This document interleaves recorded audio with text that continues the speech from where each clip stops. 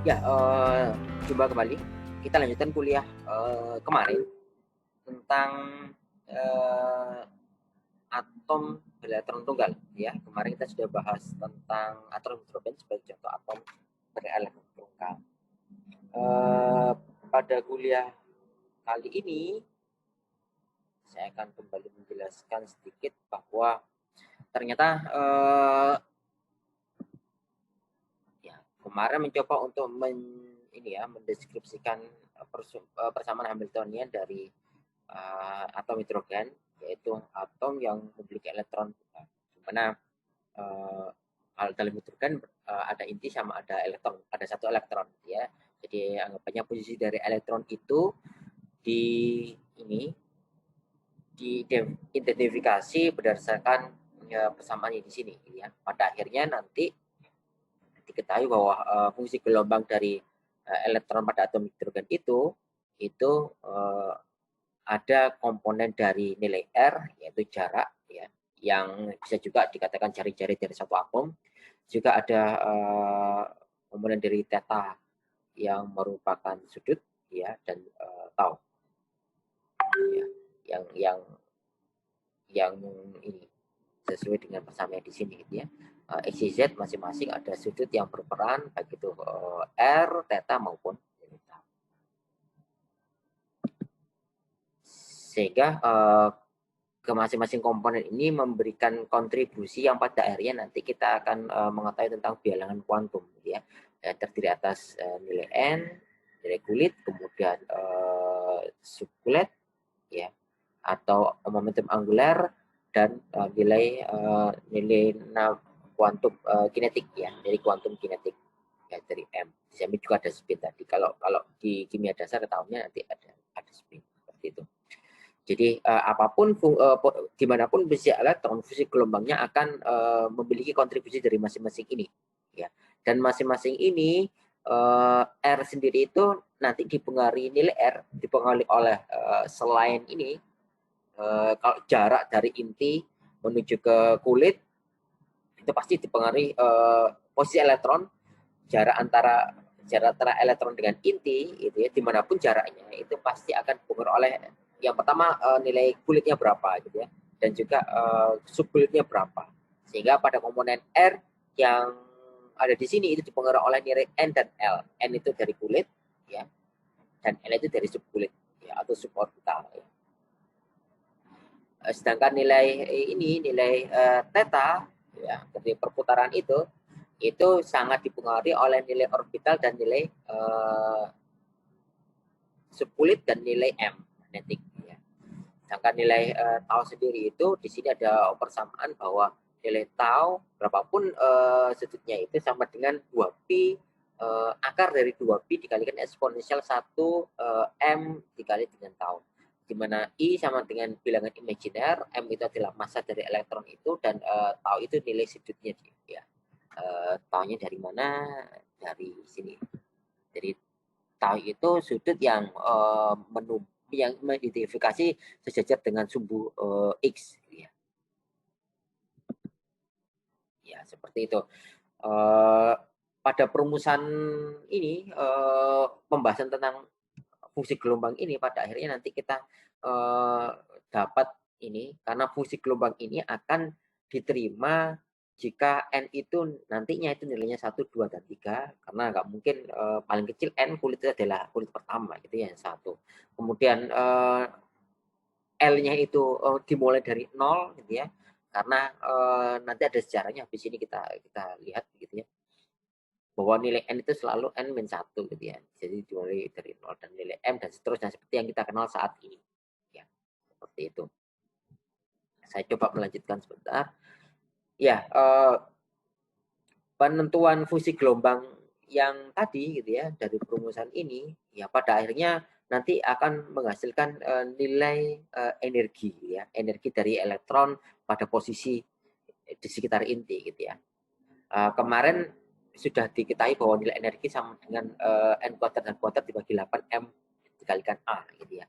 Ya, dari aspek ini, tapi yang kemarin tidak dipengaruhi oleh posisinya, R-nya di mana, ya. pada jarak R berapa, sudutnya berapa terhadap theta dan terhadap tau. Kemarin tidak diketahui. Nah, ketika kita memasukkan komponen nilai R, theta, dan tau, maka C-nya itu harus mengikuti ini, gitu ya. Sehingga perumusan energi dari posisi elektron itu terjadi revisi, gitu ya. Ya, oke. Jadi pada akhirnya setelah memasukkan komponen R, R, theta, dan tau, terjadi revisi dari nilai energi. Jadi energi pada body state ini total energi ya, energi pada yang memungkinkan elektron itu tidak lepas, gitu ya. Energi body state itu sama dengan minus ini karena kalau dia positif nanti pada akhirnya nilai energi itu kalau dia pas ya, tidak positif dan negatif ya, pas di ini ya, maka pada keadaan elektronnya berada pada keadaan mau lepas ya, mau lepas dari atom ya. Karena itu nilainya harus negatif. Asumsinya bahwa ini energinya masih mengcover inti untuk bisa mengendalikan elektron supaya dia nggak lepas, maka nilainya negatif. Ya, energi bondistiknya sama dengan Z kuadrat dibagi dengan N kuadrat, di mana Z itu adalah jumlah elektron, kemudian N itu adalah kulit, kemudian dikalikan dengan E kuadrat, di mana nilai muatan dari elektron dikuadratkan dibagi dengan 4pi epsilon 0, ya, di mana epsilon 0 itu adalah ini konstanta elektrik, ya, 8,8 berapa gitu ya, nanti kita lihat. Dikalikan 2 kalikan A, di mana A sendiri ini nantinya adalah diameter dari elektron. Ya. Dan A itu nilainya adalah kuadrat dibagi dengan 4 pi eksponensial 0 dibagi dengan mu eksponensial kuadrat. Ya. Seperti saya coba pindah ke pindah ke papan tulis.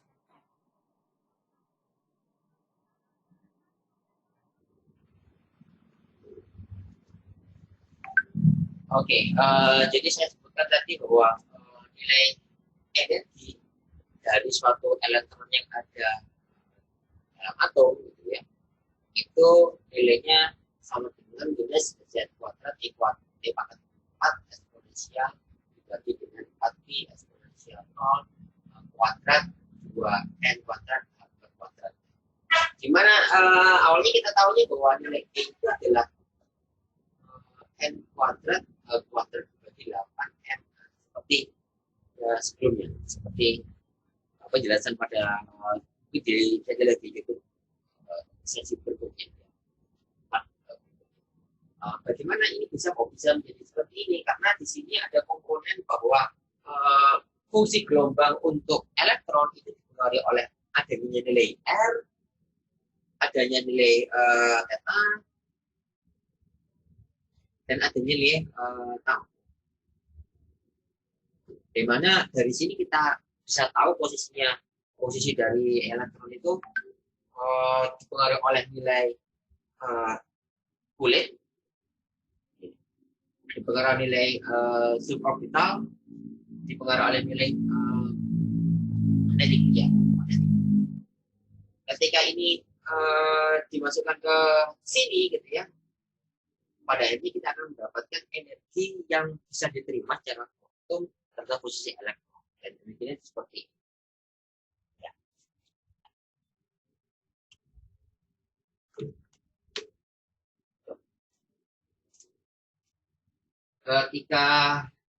Ketika kita lihat perumusan ini, tentunya ada ini ya, ada komponen energi potensial dimasukkan di sini. Ya. Karena dimanapun posisi elektron gitu ya, kemarin kita membahas tentang partikel bebas dalam kotak, dimana kalau dia berada dalam kotak energi potensialnya 0 gitu ya, yang ada hanya kalau kita berbicara posisi elektron dalam hal ini gitu ya, tentu dimanapun dia tidak menampilkan pasti ada energi potensial yang masuk ya. Dan berapakah energi potensial dari sistem atom dan elektron dalam elektron itu sama seperti ini nilai energi elektrostatik ya. atau potensial elektrostatik, karena nilainya sama dengan Z minus Z E kuadrat, di mana E adalah muatan 4 pi eksponensial epsilon nol dikalikan dengan nilai R. Ini komponen ini dimasukkan pada nilai energi. Jadi di sini terkandung energi kinetik dan energi potensial. Saya tidak menjelaskan lebih lanjut bagaimana rumus ini ada, tapi yang ini menjadi perumusan dasar energi binding state. Jadi, kalau suatu inti kemudian ada elektron, gitu ya, ketika dia dikasihkan energinya itu digunakan untuk naik. Ketika masih ada energinya sisa, gitu ya, maka dia akan ya, melewati binding state, energi binding. Ya. Kemudian sisanya digunakan untuk energi kinetik. Saya pernah menjelaskan ini sebelumnya. Ya. Coba dilihat dulu. Nah, energi binding untuk elektron dalam atom hidrogen itu memenuhi besaran ini. Ya.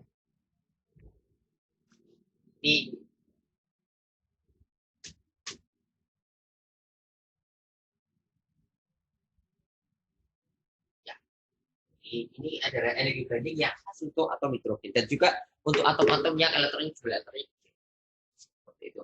Ini bisa disederhanakan di mana ketika nilai A itu sama dengan magang 4pi epsilon 0 dibagi mu E kuadrat, maka yang terjadi ini menjadi seperti ini, E sama dengan Z kuadrat minus dibagi N kuadrat, ya, seperti yang ada di slide tadi.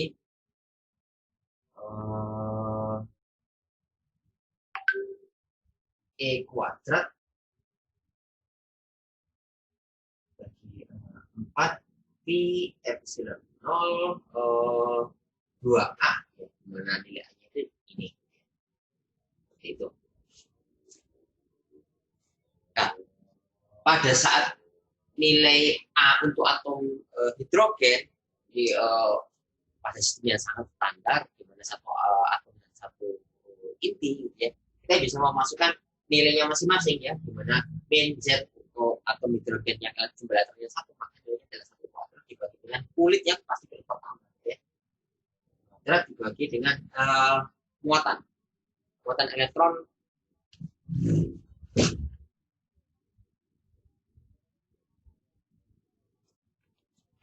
1,66 kali 10 pangkat min 19. Kalau 4pi, kemudian epsilon nolnya nilainya 8,85 kali 10 pangkat min 4. Oh, sorry, ini 12. Ini 12. Kalikan 2 kalikan A.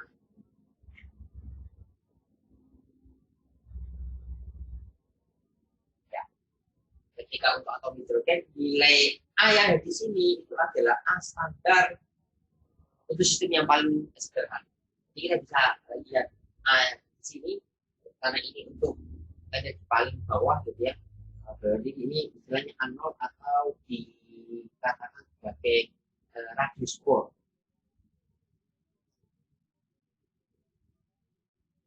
Radius Bohr itu apa? Merupakan radius dari ini, dari sistem atom yang paling sederhana. Ya, sistem atom yang paling sederhana. Nilainya berapa? Kita bisa lihat dari sini, gitu ya. Jadi radius Bohr itu sama dengan dibagi 2pi, ya, dibuat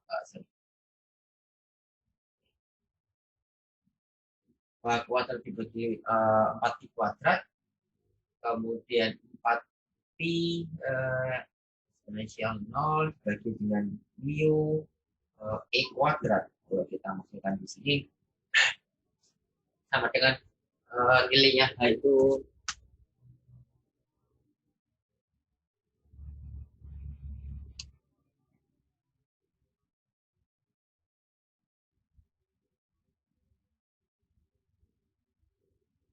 ya setelah kita masukkan nilai nilai H, kita masukkan nilai P, bisa dicoret ya.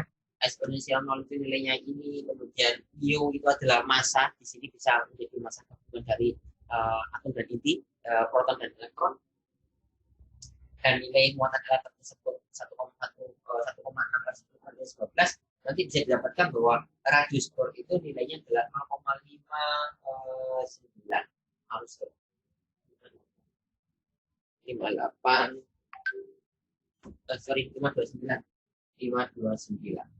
Armstrong. Jadi 0,5 Armstrong itu merupakan jari-jari sistem yang paling sederhana dari atom hidrogen. Ya, atom hidrogen, atom yang berelektron 1. Hasil di sini merupakan elektron tidak bisa kemana-mana, ya, di atasnya di situ, dan jaraknya itu merupakan jarak standar minimum yang bisa dilampaui oleh, yang bisa diizinkan secara kuantum. Kenapa? Karena elektron nggak bisa, jarak ini merupakan elektron bisa naik gitu ya ketika dikasih energi, tapi elektron nggak bisa turun gitu ya, karena kalau dia turun maka dia akan menetap di menyentuh di inti, dan itu tidak diizinkan secara kuantum mekanik. Jadi, dan juga secara sistem atom tidak mungkin ada elektron yang nempel ke inti seperti itu. Jadi nilai radius Bohr. Sedangkan ketika kita memasukkan radius Bohr itu di sini dalam persamaan ini, maka kita akan mendapatkan energi ground state atau energi dasar. Jadi energi level terendah dari atom hidrogen itu ketika kita memasukkan urutan energi bersama.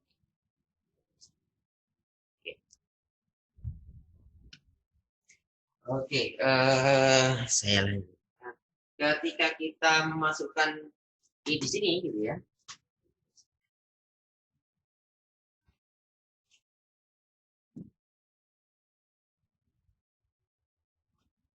Ketika ini saya ganti menjadi 2 kali 0,529, gitu ya. Maka nilai energi ground state itu nilainya 12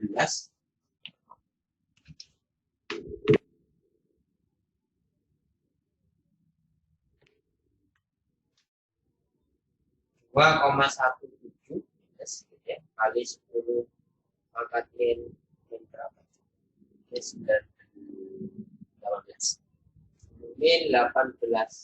Joule ya, atau sama dengan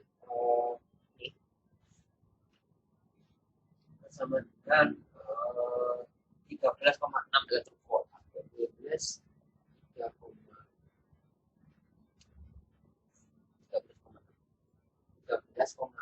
elektron volt. Ya. Sehingga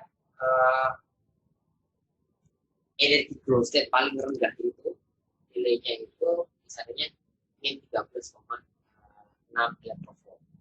Ya, nanti ya, nilai ini sudah umum dipakai ketika bicara ini. Jadi bisa dikatakan kalau ada energi yang mau diberikan ke atom untuk menggerakkan inti, gitu ya, maka dia harus besar dari 13,6 elektron volt. Dan bagaimana perhitungan ini kan bagaimana dengan energi yang di atasnya, gitu ya. Kalau misalkan elektron dikasih energi, gitu ya, bagaimana energi itu berperan, gitu ya. Atau bagaimana level energi di atasnya ground state ini, nilainya bisa ini sebagai baseline bahwa energi ketika elektron dikasih energi, maka dia akan terionisasi. Tidak bisa dikatakan sebagai energi dia untuk terionisasi, ya. Itu sama dengan hasilnya pakai ini kan, jumlah elektron 1 kemudian 1, gitu ya. Kita bisa menggunakan baseline ini, Z kuadrat dibagi dengan N kuadrat dikalikan dengan 13,6.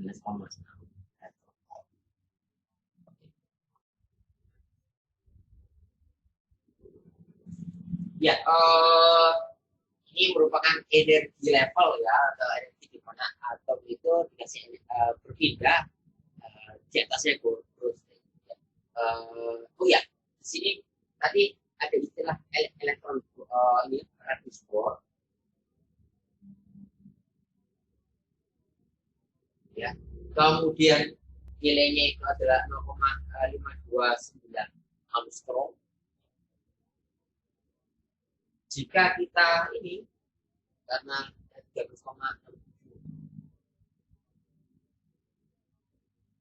jika kita teliti lebih lanjut ketika komponen 13,6 itu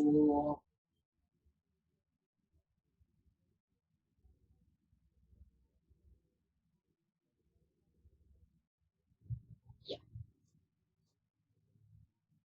jadi 13,6 dibagi 2 ya, komponen ini atau saya bicara komponen ini ada satu istilah gitu ya, itu dikatakan sebagai hatri. Hatri nilainya adalah 27,21 elektrovolt. Istilah hatri ini kalau di bidang komutasi, kimia komutasi misalnya seperti sangat sangat bahwa energi yang kita men-setting molekul itu ada satuan energi yang diberikan. Satunya hatri biasanya. Ini berbicara dari energi potensial ya. Energi potensial ya, energi potensial dari yang di energi potensial dari elektron yang berada pada itu. Apa energi potensial? Itu satunya hatri. Oke. Jadi kalau istilahnya satu hatri itu nilainya ini ya, itu komponennya di minus ini, minus 2 ini. Jadi kalau untuk ground state, maka energi untuk ground state itu bisa dikatakan minus setengah hatri ya. Itu kalau satuannya itu satuan ini setengah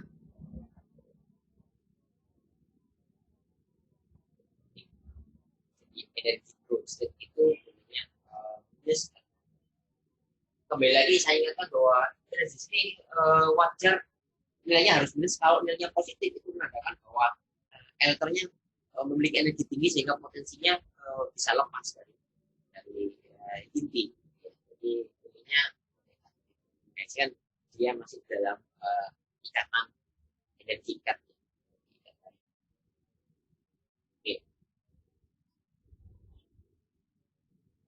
Oke, jadi kita sudah tahu tentang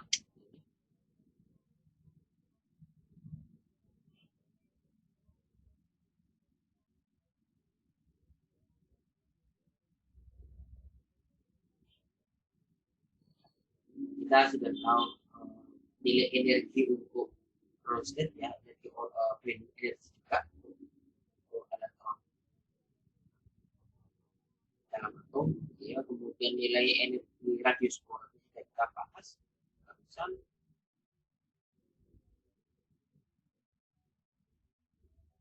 Nah, terkait ini Bohr ini disebutkan bahwa Bohr itu merupakan ini apa, radius terkecil dari suatu sistem atom ya, proton dan elektron. Ya. Ketika suatu partikel gitu ya, dalam kotak mekanik kemarin disebutkan ada satu partikel yang kalau ukurannya terkecil gitu ya, maka orbitalnya itu akan merenggang. Gitu ya. Orbitalnya akan merenggang. Dan saking renggangnya orbital ini ada yang sampai mendekati radius Bohr.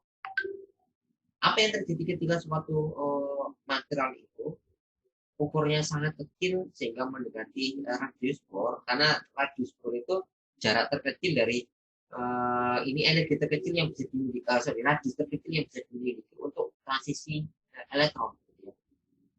Gitu ya. transit elektron dari poli pertama ke poli kedua, energi yang paling kecil atau jarak yang maksimum, kalau jarak maksimum tadi. Saya ulangi lagi. Jadi radius Bohr itu merupakan radius yang paling maksimum. Saya ulangi lagi, radius Bohr merupakan radius yang paling maksimum yang dimungkinkan elektron itu bisa berpindah. Seperti itu. Soalnya apa? Elektron dari kulit pertama mau kulit kedua itu tidak mungkin lebih besar daripada radius Bohr. Sehingga apa yang terjadi ketika elektron itu diperkecil, ya? Kalau suatu material diperkecil, kalau suatu material diperkecil maka orbitalnya akan merenggang. Ya, semaksimumnya energi itu orbital itu merenggang, maka tidak mungkin akan melebihi dari radius Bohr. Jadi konsepnya seperti ini. Ketika suatu materi itu besar, maka orbital antar elektron itu semakin sempit karena banyak atom di sekitarnya, sehingga leveling orbital itu semakin kecil, mepet gitu. Di elektron kalau mau pindah, mau ketika dia kecil. Tapi kalau material itu diperkecil ukurannya, maka orbitalnya akan merenggang. Selebar-lebarnya orbital itu merenggang, tidak mungkin melebihi dari radius Bohr. Ya. Dan kalau suatu material diperkecil sampai ukurannya, bagaimana kalau suatu material diperkecil kalau ukurannya mendekati radius Bohr? Yang terjadi adalah elektron itu akan istilahnya terbatasi. Ya. Dia tidak akan bisa berpindah ya, ke elektron lain melebihi dari radius Bohr, dan juga tidak bisa lebih kecil daripada itu.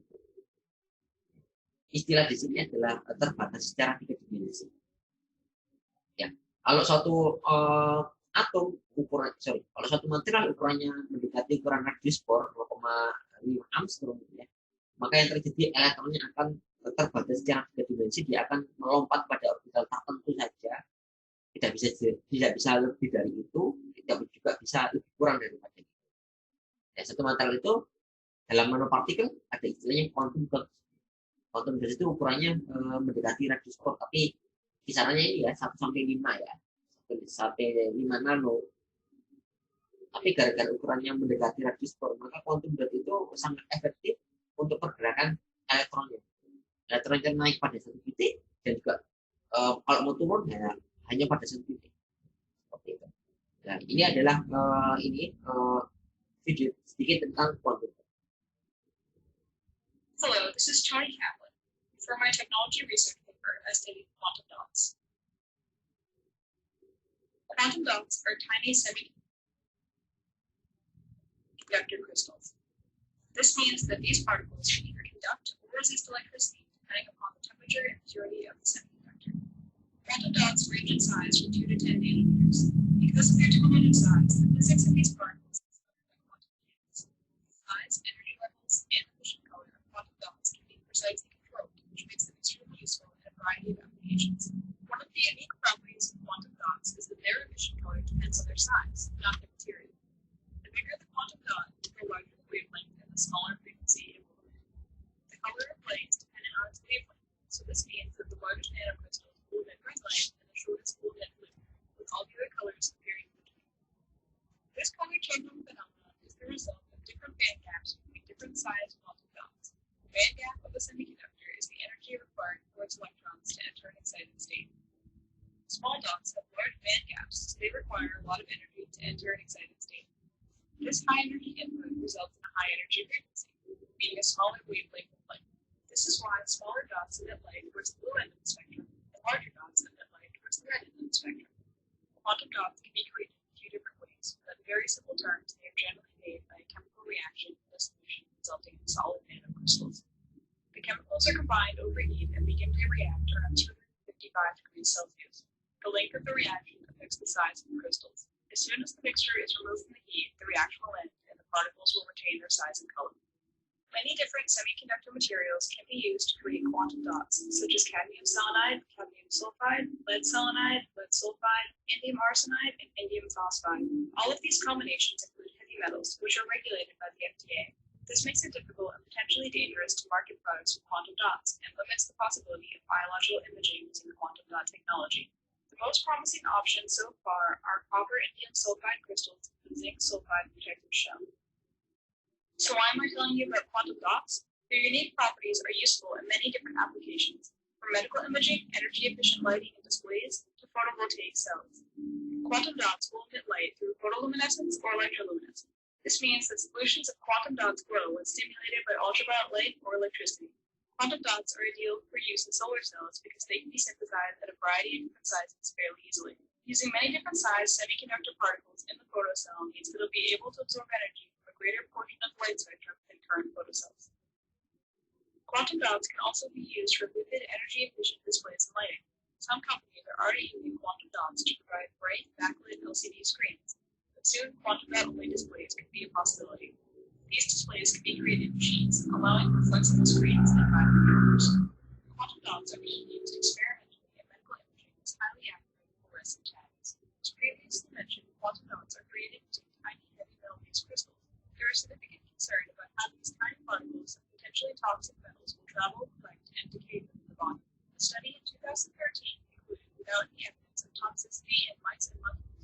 Although after 4 months, the mice showed an accumulation of particles in the spleen and liver. The monkey's organs did not show any accumulation or side effects, but there's still a lot of research to be done before we see quantum dots become a staple of medical imaging. The commercial demand for quantum dots is expected to grow significantly in the next decade. According to Allied Market Research, we can expect to see demand for quantum dots grow by almost 30% by 2020. Companies and researchers continue to explore the possibilities for quantum dots. These particles are being studied for their possible applications in quantum computing, biosensors, transistors, diode lasers, and battery technologies.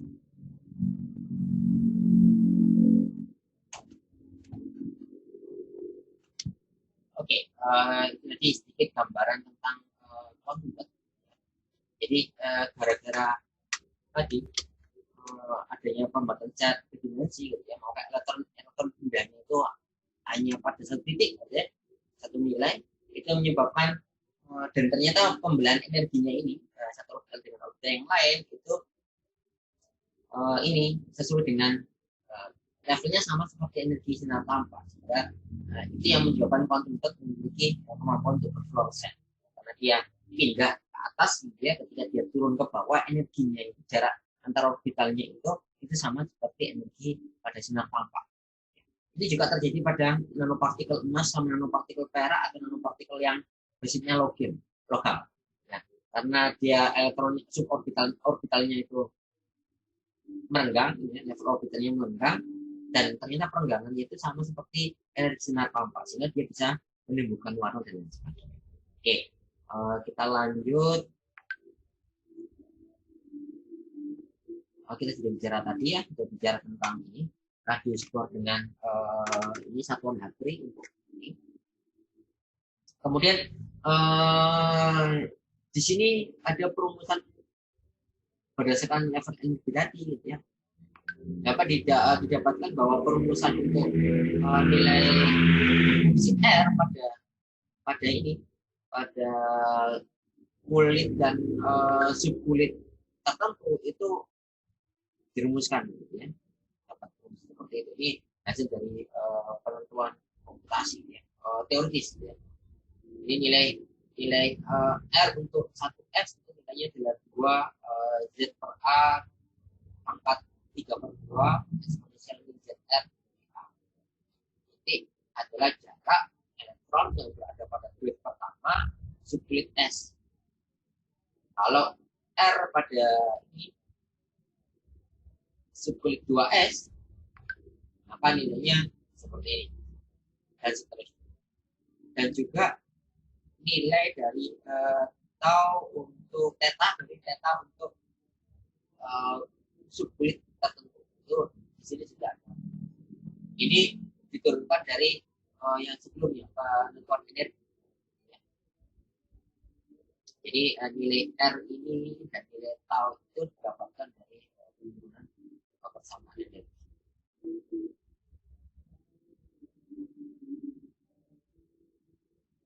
Sehingga saya ulangi kembali, kita di sini sudah tahu nilai R, tahu nilai theta, dan nilai tau sebelumnya sudah diketahui bahwa nilai tau itu nilainya adalah 2pi min pangkat min setengah eksponensial i dalam 13 dikalikan dengan nilai m dikalikan dengan nilai tau, seperti itu.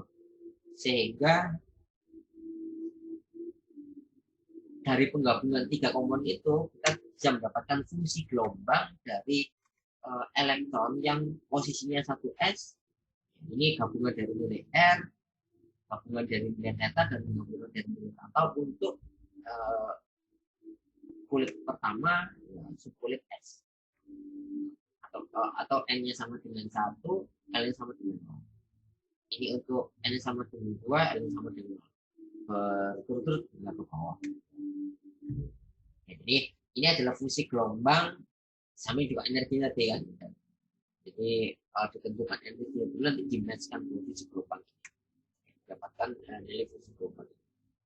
Ya, di kimia fisik 3 tidak membahas detail tentang penentuan fungsi gelombang atau nilai R, theta, dan tau, karena akan sulit memberikan gambaran bahwa masing-masing posisi elektron itu dipengaruhi oleh nilai R, theta, sama tau, tapi juga ya, dan energinya juga ditentukan dari situ.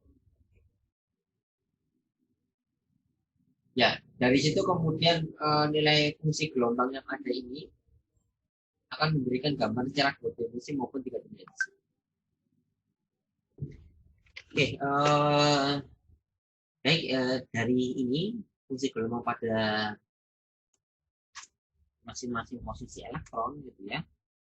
Ketika fungsi gelombang ini kemudian dikuadratkan, akan didapatkan gambaran tentang, kalau fungsi gelombang dikuadratkan itu kan probability ya, probabilitas. Jadi probability density untuk masing-masing fungsi itu yang pada akhirnya nanti akan memberikan gambar secara 2 dimensi. Kenapa elektron pada orbital S itu bulat, kemudian kalau pada orbital P itu ini ada 2 kutub gitu ya. Kemudian pada orbital P itu kenapa kok bisa ini bentuknya ada 4 sampai 5 kolam ya, seperti itu. Oke, sementara itu dulu untuk kuliah hari ini. Nanti akan saya sambung pada video